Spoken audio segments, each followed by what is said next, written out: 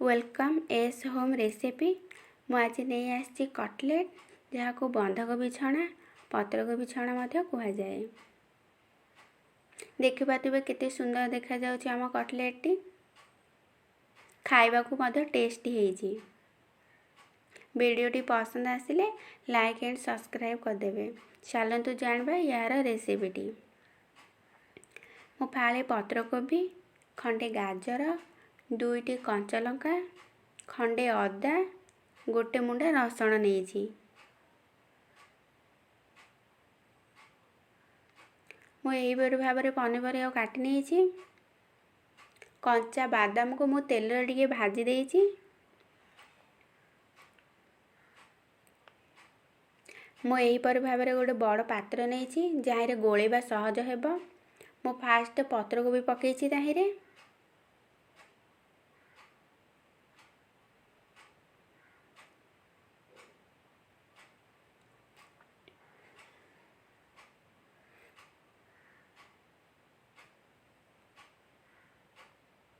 मुझे से अदा रसुण पेस्ट पकेली, कंचा लंका पकेली, गाजर आ बादाम पकेली,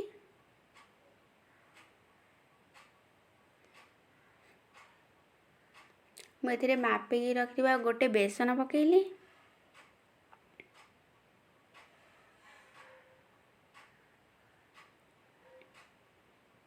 मो बेसन जो थे मापी नहीं तार अधा कॉर्नफ्लावर पकेली,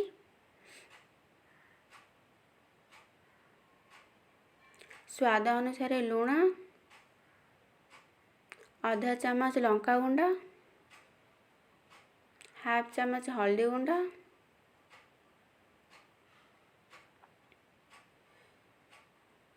खाइबा सोडा टिके पकेइछि मु सेथिरे।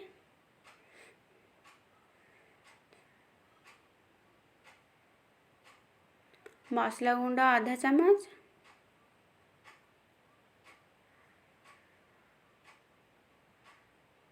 मु सेथिरे कलर टिके पकेइछि। मु ए सब को भल भाव में हाथ में गोलई नेबी।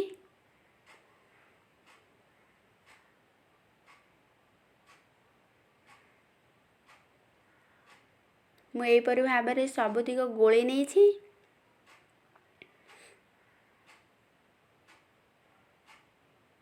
मु गोलैया समय यही चामच 4 चामच पानी देकी गोलई थी।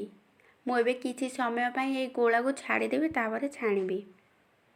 मु गैस ऑन करी से कड़े बसैकी तेल देइछि। तेल ताती आसिलानी। मुझे से एपरी शेप देकी छाणी।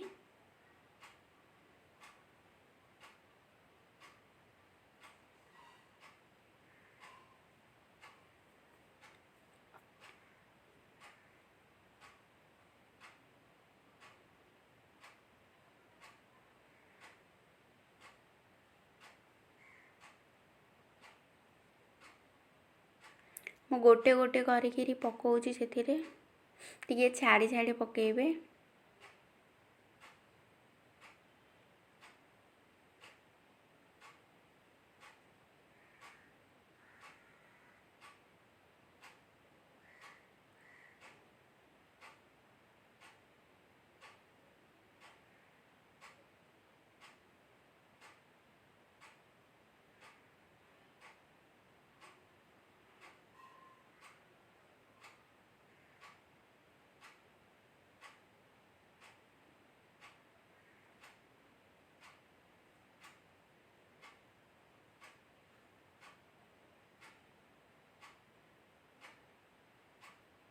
मु एपरी टिके कर दउछि नहले लागी जिवो।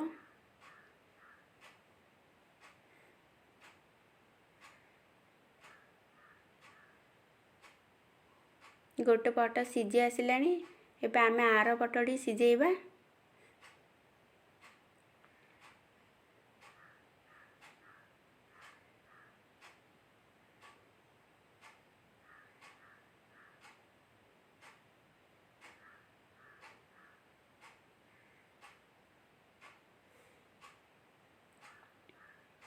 आमर छणाटी हो गलानी।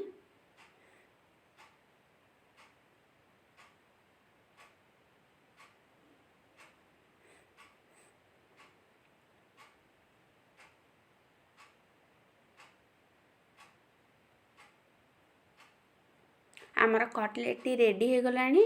एबे हमें ताको प्लेट को काढ़ी नबा।